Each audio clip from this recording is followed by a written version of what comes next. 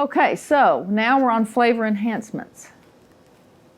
So you want to make every calorie micronutrient dense, which I mentioned before, and using micronutrient dense herbs and spices. Yeah, don't be afraid to be heavy-handed with herbs and spices. Like that soup, the soup that they served out there today didn't have enough herbs for me.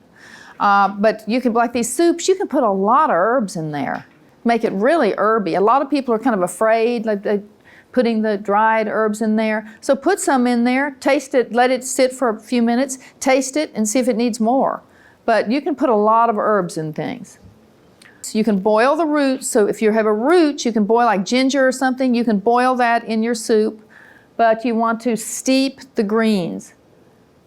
And growing fresh herbs, I mean, it's not hard to do pots of fresh herbs at your house. I mean, that's really not a hard thing to do. You could have all the fresh herbs you want, just growing them yourself. And I use a lot of fresh mint with fruit, salads, and vegetables. Pineapple and fresh mint is wonderful. I do, what did I make recently? I just chop fresh mint, toss it into my salads.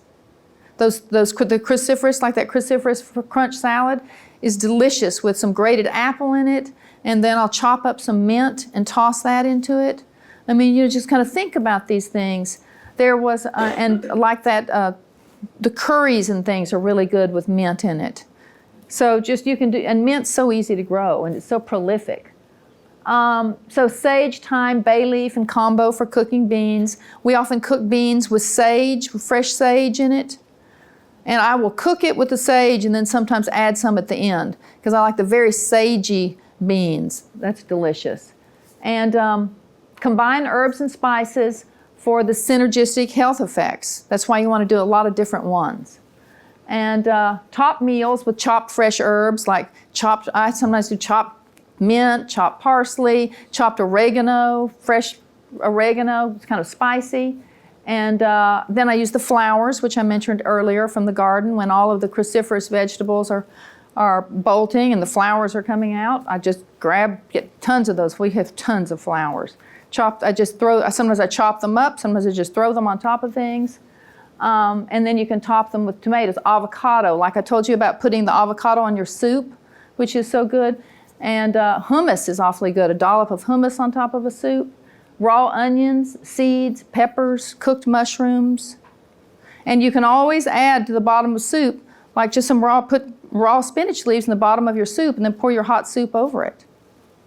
Now we're getting into the flavor enhancements, and you can see from these pictures, the picture on the upper left, that is loofah. We grow loofahs. And those are young loofahs. See how they look kind of like starbursts? That is a soup. The top left. Looks kind of like, those are young loofah plants, and they're really great to eat. I mean, you think of them just using them to scrub yourself with, but no, when they're young, that's what you can eat them.